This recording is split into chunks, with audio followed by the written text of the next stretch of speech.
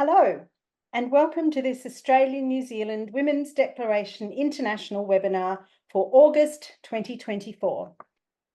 Anna Kerr is a founder and principal solicitor of Feminist Legal Clinic, Inc., with over 30 years of experience in legal practice. Her current practice is focused on advancing the human rights of women and girls. This includes supporting those harmed by extreme gender ideology who cannot secure assistance from other legal services. In 2023, Feminist Legal Clinic was granted Special Consultative Status with the Economic and Social Council of the United Nations and is also the country contact for Women's Declaration International. Anna also has 4 children and is currently caring for her elderly mother. And now I would like to hand over to Anna. Anna Kerr, please go ahead. So I'm going to be talking about the case of Tickle and Giggle, which I'm sure everyone's already heard an awful lot of commentary on this case already. So I'll be talking very specifically about the decision, and if I use certain language that bothers you, it's probably because I'm quoting from the judgment. I'm just giving that warning. So this decision's just been handed down in the last, a week? Feels an eternity. So just to go over quickly, I'm sure most of you are familiar with these facts.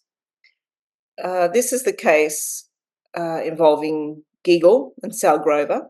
So Sal Grover, having experienced sexual harassment and sexual assault during her 10 years as a screenwriter in Hollywood, decided with the support of her family that it would be therapeutic to set up a social media app exclusively for women and girls. And the app was specifically designed to enable women to meet safely online and network free of male harassment. It was, of course, under attack on a regular basis from males who attempted to register.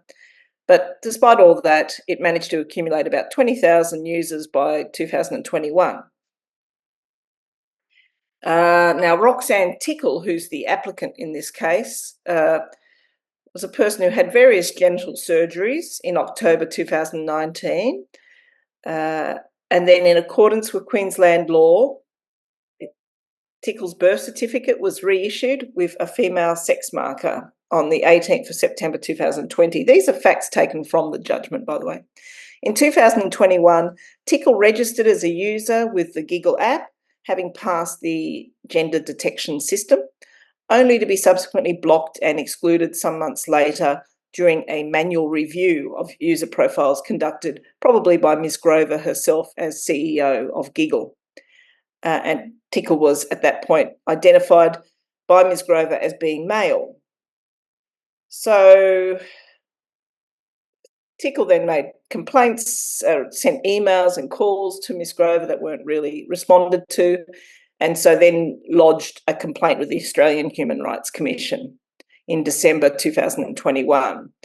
Tickle alleged discrimination on the ground of gender identity in the provision of goods and services. So this involves the joint operation of Section 5B and Section 22 of our Sex Discrimination Act, which is a federal piece of legislation. So as there was no prospect of conciliation, the Commission terminated the complaint, which then left Tickle with the option of taking the matter to the federal court, where the claim was ultimately heard by Justice Bromwich during a 3-day hearing in April. And then after 4 months of deliberation, Bromwich delivered his judgment on the 23rd of August. So Justice Bromwich found that it was, before I go to that, so look, this slide, which I hope you can all see both parts of it. So Sal Grover, it's like a summary, really. Sal Grover's attitude is law is supposed to reflect reality, and in reality, this person is a male, whereas Bromwich says the acceptance of Ms. Tickle is correct. The acceptance that Ms. Tickle is correctly described as a woman is legally unimpeachable. So there we have the stark difference between the two perspectives. Just to be warned that both the language and reasoning adopted by Bromwich demonstrated an uncritical embrace of gender identity ideology as propagated by both Tickle's legal representatives, but also the Sex Discrimination Commissioner. For example, Bromwich acknowledged at the outset that the term cisgender does not appear in the discrimination legislation and was opposed by the respondents, the Giggle team, and yet he proceeds to use this term no less than 30 times in his judgment without any sort of particular reflection really about that. Now, of course, Sal's view that the law should reflect reality sounds sensible, but those of us who are lawyers know that the law is full of legal fictions. So a legal fiction is a construct used in law where a thing is taken to be true when it's not in fact true, and this is done to achieve a certain outcome. I won't go into this. I've put a few on the screen if you can see that slide of some pretty well-known legal fictions. I would suggest that the courts need to consider really closely the implications of adopting these fictions. The law really rests on the telling of the truth, and I think we should, the legal system should lead by example. But it seems that at the moment, the law doesn't think reality should get in the way of a good legal fiction, to sort of paraphrase a quote from, I think, Mark Twain, who said the facts shouldn't get in the way of a good story. So lawyers have a similar view, it seems. So back to the details. So Judge Bromwich found that it was not established by the evidence that Sal Grover was aware of the applicant's transgender status. So when she took the decision to block Tickle, she did not know that Tickle was transgender. So accordingly, Bromwich found that there was no direct discrimination on the ground of gender identity because it just hadn't been proved. So that was a complete answer to the claim of direct discrimination. However, Bromwich then reasoned instead that Miss Grover had imposed a condition, the condition of needing to appear to be a cisgendered female in photos submitted to the Giggle app, and that this had the effect of disadvantaging transgender women who did not meet that condition, and in particular Miss Tickle. So that I'm quoting there from the judgment. So on this undisputed basis, Bromwich made a finding of indirect discrimination, despite observing that it hadn't been properly pleaded in the first place by Tickle's legal representatives. Throughout the judgment, Bromwich makes fair criticism of the pleadings and the conduct of the proceedings by both parties' legal representatives. So specifically, he complains that Tickle's pleadings do not coherently distinguish between direct and indirect discrimination. Bromwich also notes that the respondents failed to identify this shortcoming or to object to the amendment of the pleadings in this regard. So despite this failure to plead Section 5B2 clearly, the judge kind of works to correct this deficiency so that he can ultimately support his finding of indirect discrimination. So the court's less helpful when it comes to repairing the shortcomings of the respondent's case or the Giggle case. A claim of indirect discrimination enlivens another section, Section 7B, which provides a defence when the condition imposed, the condition, requirement or practice, that is reasonable in the circumstances. So unfortunately, the onus to establish that rests on the respondent. So they have the burden of satisfying the reasonableness test. Unfortunately, no doubt because they perceived the case as one of direct discrimination, the respondents failed to plead Section 7B and did not rely upon this defence in their submissions. Bromwich didn't repair this shortcoming, despite the fact that really the respondents could have won the case really by default had he taken an equally rigid approach to the failures of Tickle's legal team. The evidence in the proceedings provided an ample basis for the argument that the condition of excluding males did not result in any real disadvantage to Tickle, who had in fact conceded in evidence that he made very little use of the app and he found it boring.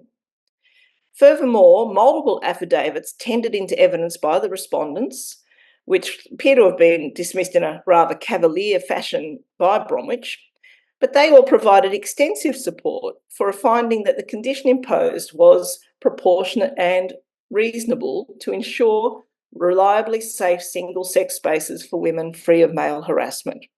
But he didn't give that his attention. So Instead of pleading Section 7B, the respondents had relied very heavily on another section, Section 7D of the Sex Discrimination Act, which provides an exception from discrimination provisions for special measures intended to achieve substantive equality.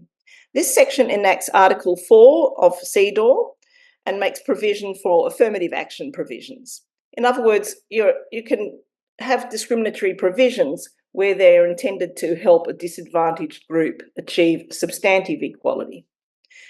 So things like quotas and affirmative action measures. However, although Bromwich accepts that the Giggle Act may constitute a special measure when it comes to the exclusion of cisgender men, he does not accept it as a shield to guard against claims of discrimination on other grounds such as gender identity. Since Bromwich accepts that trans women fall into a category of women, he cannot countenance the respondent's argument that Tickle was excluded because and only because he was a male. Interestingly, Bromwich does not seem to consider whether there could be a claim made for a special measure on behalf of cisgender women to exclude those who identify as trans women. This is perhaps because cisgender women are regarded as the more advantaged group, despite the fact that their spaces and services are entirely excluded from funding and acceptance if they do not agree to embrace gender identity ideology. Ultimately, the difficulty is that Bromwich uncritically accepted and adopted the submissions of the Sex Discrimination Commissioner, who those submissions were, firstly, sex is not confined to a biological concept. Secondly, sex can refer to a non-binary status and can be changed. Thirdly, the determination of sex can take account of legal and social recognition. And fourthly, the sex discrimination provisions must now be read in the context of the amendments to the Sex Discrimination Act in 2013 that added gender identity protection. So Bromwich accepted all of that, saying that it was grounded in logic and long-standing authority.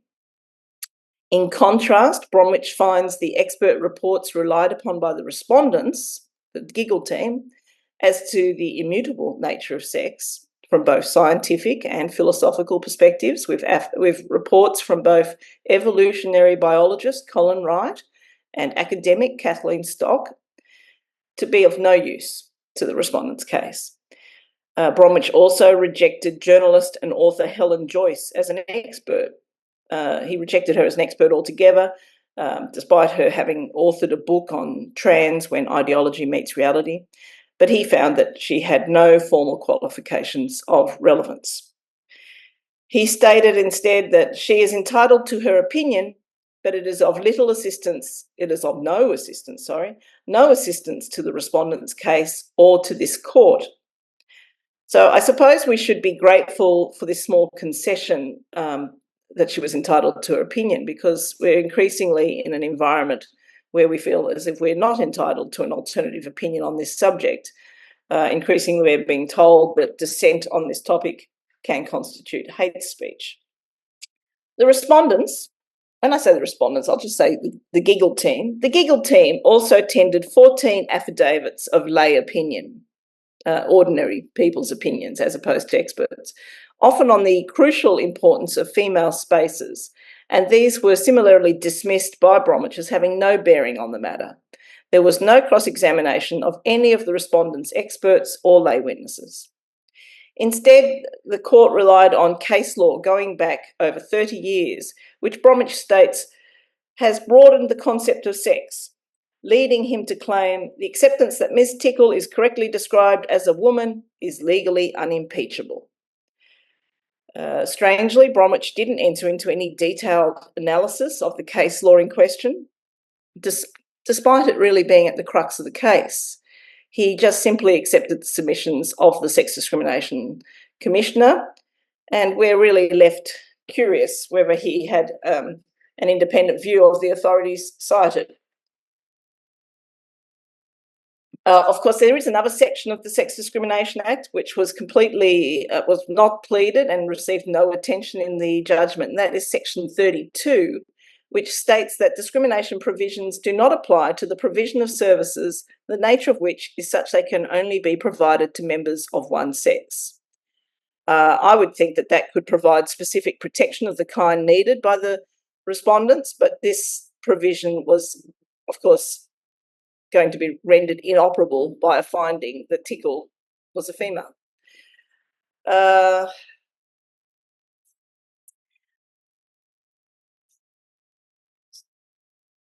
So basically the respondents had argued that Tickle was excluded on the basis of sex rather than gender.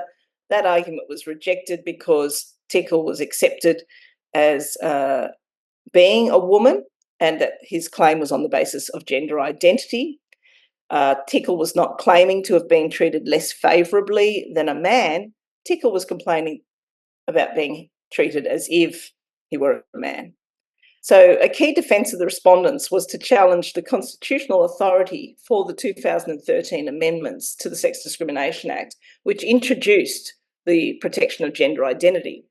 The Giggle team argued that CEDAW does not extend its protections to gender identity, only to sex, and therefore the amendments are not supported by the External Affairs head of power under the Australian Constitution.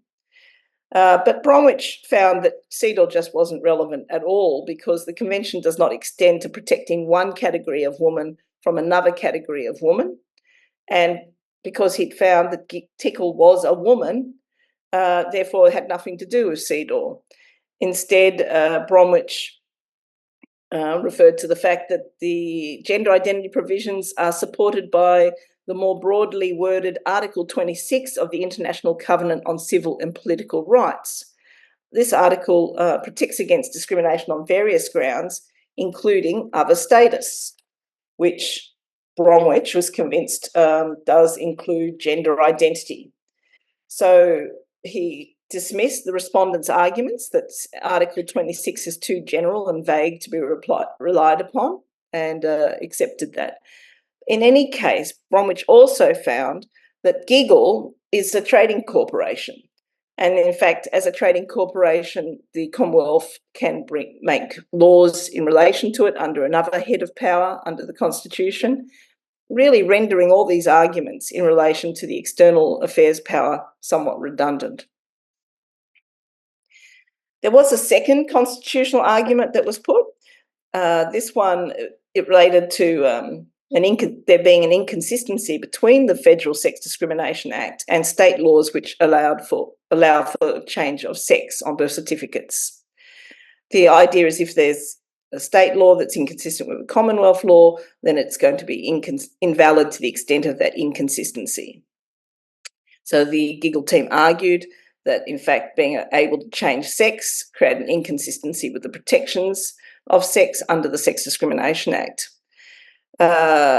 However, of course, the 2013 amendments somewhat undermine this argument since they removed the definitions of man and woman. But Bromwich said that even if those definitions had remained, there would be no inconsistency because the Sex Discrimination Act is not exhaustive and it does not impose its definitions on the states. So even if we had those definitions put back in, which I think Claire Chandler was attempting to do at one stage, it wouldn't be a problem. So the bigger problem that we have is that the states have now all of them have now allowed for change of sex on birth certificates. So Bromwich really dispensed with all these arguments really quite quickly with really very little angst, considering the complex constitutional and philosophical considerations about the nature of sex and its protection. But he then spent 10 pages of his judgment on a detailed legal analysis in relation to the assessment of damages. And that's quite peculiar considering that Tickle didn't put on any expert evidence to quantify the loss claimed. He didn't put on anything from a doctor as to the exacerbation of his pre-existing psychiatric condition, and generally failed to provide specifics or justify seeking the amounts of $100,000 in general damages and $100,000 in aggravated damages. However, the Giggle team can be grateful that by rigid application of a certain section, I won't bore you with, Bromwich found that it was inappropriate to make any award of aggravated damages. Basically, we're saying that the complaints that related to actions that took place after the lodgement of the complaint shouldn't attract damages because they weren't part of the original claim. So instead, the court ordered a payment of only general damages in the sum of $10,000. So this is considerably less than Tickle's ambit claim, but it's still arguably a grossly excessive sum for findings of modestly hurt feelings and the loss of access to a social media app, which he admitted to having made minimal use. So Bromwich recognises this was a case brought on principle rather than due to any lasting hurt or disadvantage. So really should have acceded to the respondent's submission that an award of damages should be nominal. Due to the complete lack of evidence and precedent upon which to base an assessment of the quantum of damages, Bromwich relied instead upon an instinctive synthesis to make his award, and after considerable thought and reflection, reached into a hat and pulled out $10,000. It's to be wondered whether that thought and reflection included considering that $10,000 is the maximum recognition payment available to women in New South Wales who are primary victims of sexual assault, resulting in serious bodily injury or multiple offenders or an offensive weapon, etc. So I don't know, but perhaps it was Ms. Grover's conduct in court laughing at an offensive caricature of the applicant that convinced the court that this offensive and belittling behaviour should result in an award commensurate with the amounts paid to victims of violent sexual crime. I don't know. However, this was that would be arguably inconsistent with the statement made by Bromwich at the outset that the court has power only to compensate, not to punish the respondents. In any case, the award of costs against the respondents is definitely going to be far more punishing than the compensation to be paid to Tickle.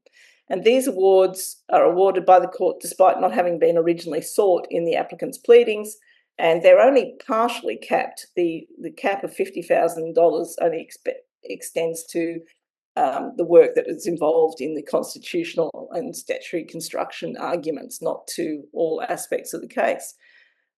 Originally, there had been, the applicant had floated a general cap on costs of $20,000, but unfortunately that was rebuffed at an earlier stage by the respondent's team.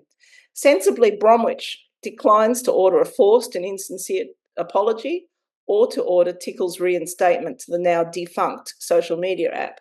The wording of the declarations to be made in Tickle's favour are yet to be finalised after consideration of proposed wording by the parties. And that's the end of my slides. So look, just to conclude, Bromwich now has the very dubious honour of being the first judge to decide that it is possible to change sex in a context where the result of his decision is to directly destroy any prospect of women and girls continuing to enjoy safe single-sex spaces and services. While laughable in its reasoning, the implications of this decision are no laughing matter. I think I'll stop there. Thank you. Thanks, Anna. That was terrific and depressing. So thank you very much. I would like to thank our speakers, Jan Rivers, Janet, and Anna Kerr. Thank you. We will end the recording and we'll go to question time. Thank you very much. I know that there is very loud applause currently coming through.